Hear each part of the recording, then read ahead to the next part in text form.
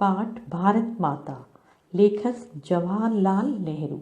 प्रस्तुत पाठ जवाहरलाल नेहरू द्वारा लिखित हिंदुस्तान की कहानी का 5वां अध्याय है और इसका अंग्रेजी से हिंदी में रूपांतरण हरिभाऊ उपाध्याय जी ने किया है। इसमें पंडित नेहरू ने बताया है कि किस तरह से वे देश के कोने कोने में आयोजित जलसों में जाकर आम लोगों को बताते थे कि अनेक हिस्सों में बटा होने के बाद भी हिंदुस्तान एक है। इस अपार फैलाव के बीच एकता का क्या आधार है और क्यों भारत एक देश है जिसके सभी हिस्सों की नियति एक ही तरीके से बनती बिगड़ती है। यही पूरे पाठ की विषय वस्तु है। इसी क्रम में पंडित नेहरू ने भारत माता शब्द पर भी विचार किया है और उनका निष्कर्ष है कि भारत माता की जय का मतलब है यहाँ के करोड़ों करोड़ों लोगों की जय। है पाठ के प्रश्न। भारत की चर्चा नेहरू कब और किससे करते थे? उत्तर है, भारत की चर्चा नेहरू जलसे में आए श्रोताओं से करते थे। नेहरू जी प्राय जलसों में जाते रहते थे, तब वह जलसे में आए श्रोताओं से भारत की चर्चा किया करते। नेहरू जी भारत के सभी किसानों से कौन सा प्रश्न बार बार करते थे? नेहरू जी भारत के सभी किसानों से निम्नलिखित प्रश्न बार बार करते थे। नंबर 1, वे भारत माता की जय से क्या समझते हैं? यह भारत माता कौन है? वह धरती कौन सी है जिसे वे भारत माता कहते हैं? गांव की है, जिले की है, सूबे की है या पूरे हिंदुस्तान की? 3, दुनिया के बारे में किसानों को बताना नेहरू जी के लिए क्यों आसान था? उत्तर है, नेहरू जी किसानों को दुनिया के बारे में बताते थे। उन्हें इनके बारे में बताना नेहरू जी के लिए आसान था। किसान पुराणों तथा महाकाव्यों से जुड़ी कथा व कहानियों से अनजान नहीं थे, अतः इन्हीं के माध्यम से नेहरू जी ने देश के विषय में ज्ञान करवा दिया। जलसे में उन्हें इस तरह के लोग भी मिल जाते थे जिन्होंने कई यात्राएं तथा तीर्थ किए हुए थे। वे हिंदुस्तान के कोने कोने से वाकिफ थे। इनमें से कई सैनिक भी थे जो युद्ध करने के लिए विदेशों में भी गए थे। अतः जब नेहरू जी दुनिया के बारे में उन्हें बताते तो उनकी समझ में आ जाता था। किसान सामान्यतः भारत माता का क्या अर्थ लेते थे? किसान सामान्यतः भारत माता का अर्थ अपने देश की धरती से लेते थे।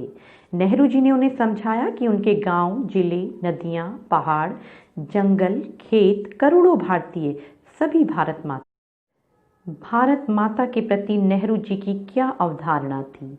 भारत माता के प्रति नेहरू जी की अवधारणा यह थी कि यहाँ की धरती, पहाड़, जंगल, नदी, खेत आदि के साथ साथ यहाँ के करोड़ों निवासी भी भारत माता है। भारत जितना भी हमारी समझ में था उससे भी परे जितना है उससे कहीं अधिक व्यापक है। भारत माता की जय से मतलब यहाँ के लोगों की जय से। प्रश्न है, आज़ादी से पूर्व किसानों को किन समस्याओं का सामना करना पड़ता था?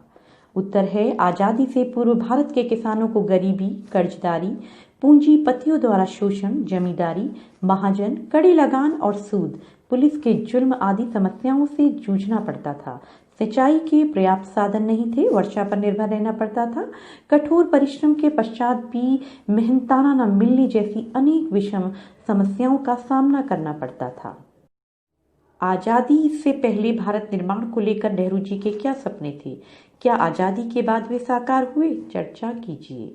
आज़ादी से पहले भारत निर्माण को लेकर नेहरू के ये सपने थे: भारत को आर्थिक रूप से मजबूत बनाया जाए, भारत का चहुमुखी विकास हो, भारत से गरीबी का उन्मूलन हो, भारतीय किसानों की विपत्तियों की समाप्ति हो, भारत में औद्योगिक क्रांति तथा उसका विकास हो।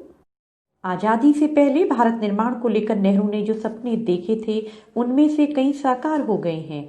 आज भारत आर्थिक रूप से मजबूत बन गया है, भारत का चहुमुखी विकास हो रहा है, भारत में औद्योगिक क्रांति भी हुई है और आज उसका विकास चरम पर है। कुछ सपने हैं जो आज भी सफल नहीं हुए हैं। आज भी किसानों की विपत्तियों का अंत नहीं हुआ है तथा गरीबी उन्मूलन नहीं हुआ है। भारत के विकास को लेकर आप क्या सपने देखते हैं? भारत के विकास को लेकर हम निम्नलिखित सपने देखते हैं। नंबर 1, सभी को मूलभूत सुविधाएं मिले, देश में रोजगार बढ़े, तकनीकी विकास हो, उद्योग व कृषि की उन्नति हो, देश में शांति का माहौल। आपकी दृष्टि में भारत माता और हिंदुस्तान की क्या संकल्पना है, बताइए। मेरी दृष्टि में भारत माता और हिंदुस्तान की संकल्पना में शामिल है यहाँ के लोग, पर्वत, नदी, पठार, समुद्र, वन, पशु पक्षी, खेत, यहाँ की संस्कृति व सभ्यता, यहाँ के रहने वाले करोड़ों भारतवासी जो दूर दूर तक फैले हैं, यही सच्चा भारत। वर्तमान समय में किसानों की स्थिति किस सीमा तक बदली है, चर्चा कर लिखिए। वर्तमान समय में किसानों की दशा पहले से बहुत अच्छी हुई है। हल बैल छोड़कर आज ट्रैक्टर से खेती कर रहे किसान अब केवल वर्षा पर निर्भर नहीं हैं। सिंचाई के अनेक साधन तथा बिजली की व्यवस्था है। सुविधाजनक ढंग से कर्ज मिल रहे हैं। प्रत्येक बैंक कम ब्याज दरों पर धन उपलब्ध करवाने को तैयार है। जमींदारों की गुलामी का समय अब नहीं रहा। इससे किसानों की आर्थिक दशा में अभूतपूर्व सुधार हुआ है। आजादी से पूर्व अनेक नारे प्रचलित थे। किन्हीं 10 नारों का संकलन करें और संदर्भ भी लिखें। उत्तर है करो या मरो। ये महात्मा गांधी द्वारा बोला गया है भारत छोड़ो आंदोलन के समय।